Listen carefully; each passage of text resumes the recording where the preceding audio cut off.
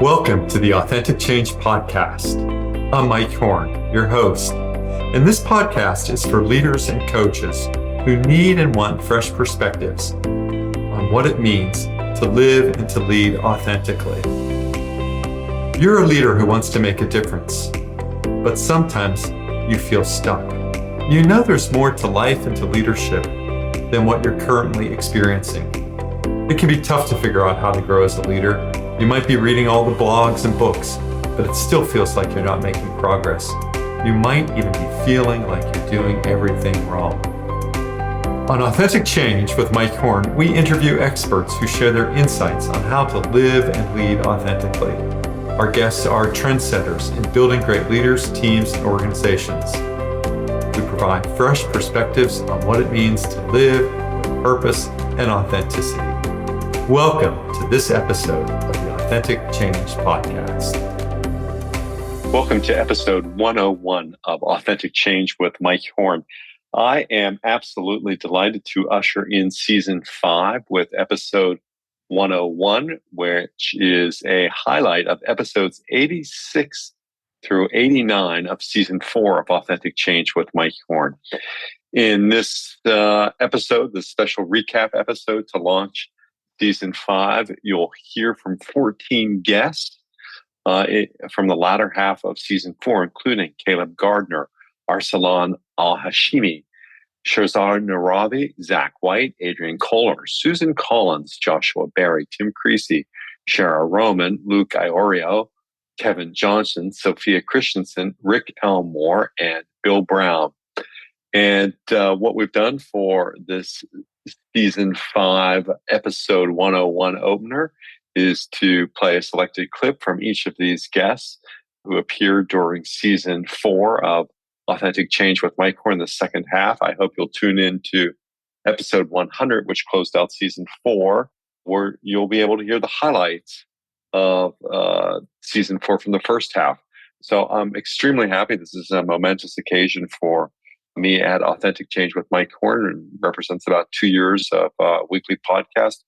And I am so grateful for these guests on our season 5 launch with episode 101, Caleb Gardner, Arsalan Al Hashimi, Shahrzad Naravi, Zach White, Adrian Kohler, Susan Collins, Joshua Berry, Tim Creasey, Shara Roman, Luke Iorio, Kevin Johnson, Sophia Kristjansson, Rick Elmore, and Bill Brown. So without any further ado, please listen to these clips. And once again, I'm looking forward to you tuning in all during season 5 as we begin with season 5 today, our launch date, August 8th. But you'll hear the next episode, August 15th. Jennifer Krippner will join us on August 15th. So until the next episode of Authentic Change with Mike Horne, thank you for listening. Always thanks for your likes and thanks for your comments.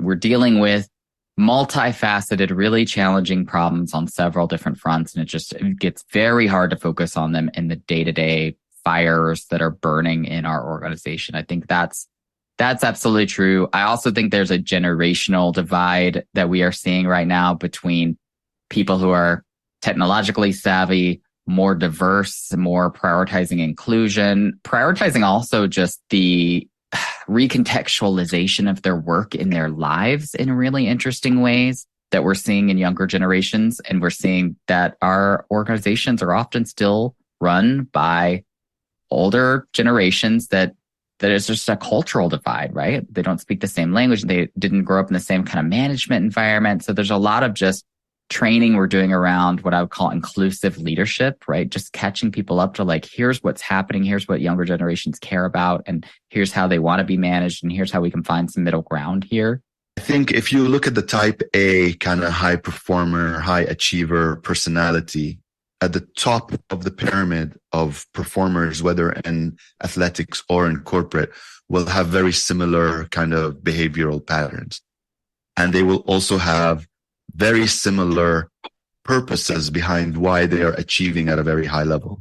And usually it's not a very positive reason. Usually it's a very kind of negative reason that they've been using as fuel to get to where they want to get. And where my sweet spot is people of that profile, so clients of that profile that are getting to a point in their life where they have reached kind of the pinnacle or about to reach the pinnacle, but have realized that that is not bringing them the joy that they've been promised by everybody. I actually saw some research where I think it was 77 CEOs were interviewed, and they looked at the themes for the most important attributes. One of them was courage, and courage to stand up for what you believe, even when others may not. And I think that's a huge part of authenticity, integrity, certainly, that walking the talk, that knowing you will do the right thing, even if it's so difficult. You could have the highest performer, and if that person is awful to people, they're always wonderful with customers, but is awful to your people, you have a decision to make. You coach up, you do your best to coach up, and if that doesn't work, you have a big decision to make. And I think that relates to integrity and authenticity.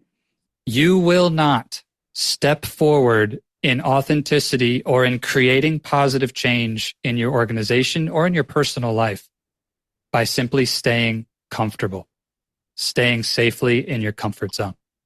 It's going to demand getting out of that comfort zone, facing fears, facing discomfort, facing new challenges, and being willing to fail. Advice for the helpers. What's my biggest advice? I think usually what's needed is a lot deeper listening and some less advice giving and a lot deeper listening.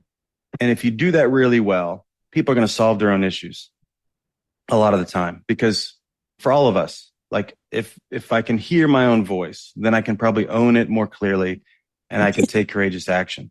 So go have a gutsy conversation, which might be pointing out the thing you've been avoiding for a long time. If you're, I come up against this all the time in a coaching call. There's like a thing that my intuition knows I ought to go there, and then I talk myself out of it. But, you know, if you're a helper, go ahead and have the courageous conversation. You're sitting in corporate America and you're dreaming and you're trying to think about what you want to do. I knew that I was going to go into coaching. I'd had the same coach for a few years, and we had worked through kind of all of my corporate dreams. And as I started to think about how I could help people, it really boils down to your network, whether it's your neural network or your professional network and even your personal network. Those are all really important when it comes together to building your career. I can say, yep, there are authentic jerks. They'll always be jerks. Or I could potentially step into those moments and say, you know what? This person has probably had one hell of a life. I don't know what it is that brought them to this point. And if I squint hard enough, I can see, you know what? There must be something there. And I don't know what the next lesson is for this person to learn as in life. But maybe I'm the person who's there to help them learn. I think what happened, Mike, is we didn't fully acknowledge that the people side of the change coin was always there.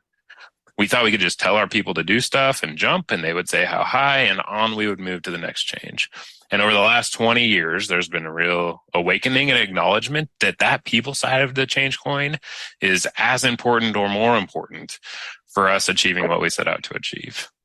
I hear a lot of organizations, and I'm sure your listeners maybe even work for organizations that say, oh, we put people first, or that, you know, we are a people-driven company, but they don't always actually live up to those standards of putting people first. Because if you did put people first, you would actually use people as the filter to make a decision versus the first question being, how is this going to impact my bottom line? And what is that going to mean, you know, from a business perspective? When we walk away from those old stories, when we walk away from the previous patterns that feel so familiar to us, that can bring up a lot of fear and it can bring up a lot of uncertainty. And so those moments take courage for us to be able to say, I understand this is going to be uncomfortable. I understand this is not always going to feel good, but I understand I'm trying to create something different in my life because I am after an experience that feels deeper, that feels richer, that feels more congruent to who the truth of who it is that I am. And so that takes courage to walk that path. Humility helps us to understand that the other people on the team and the other people in the organization have ideas as well that might actually be better than ours. because there are some things that we didn't consider because we don't know all things. And that's what transforms organizations, because there's somebody deep in the bowels of every organization that has a phenomenal idea that needs to just be addressed, thought about, heard, and potentially implemented and executed to make a huge difference going forward within our organizations. Any leader, any people manager in an organization needs to be aware of how people are behaving behind the scenes, what they're saying when the boss leaves the room, and using tactics to create more openness. So when there are scenarios that are bubbled up to that leader, he or she handles them right away. When I got to being an entrepreneur, I looked to fail fast and fail often and learn and grow. And I think that was a maturing moment for me.